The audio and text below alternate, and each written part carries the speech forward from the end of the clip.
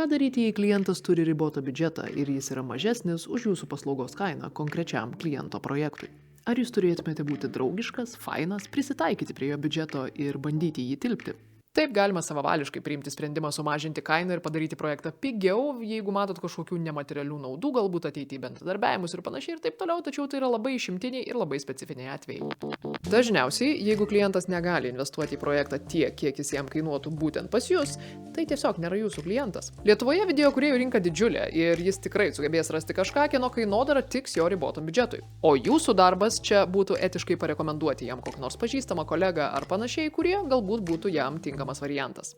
Juk nepamirškim, mūsų visų tikslas bendraujant su bet kokiu potencialiu klientu yra rasti jam geriausią sprendimą ir tas sprendimas, patikėkit manim, tikrai ne visada privalot būti jūs.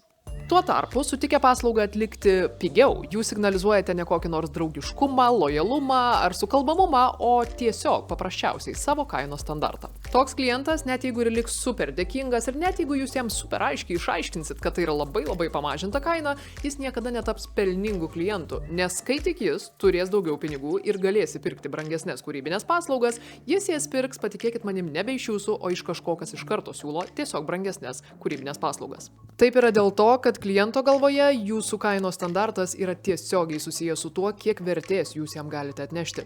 Visi klientai nori mokėti tik tiek, kiek mano esant sąžiningą už gaunamą paslaugą, o sąžiningumas čia atsiranda tuomet, kai gaunama vertė prilygsta finansiniam įvertinimui.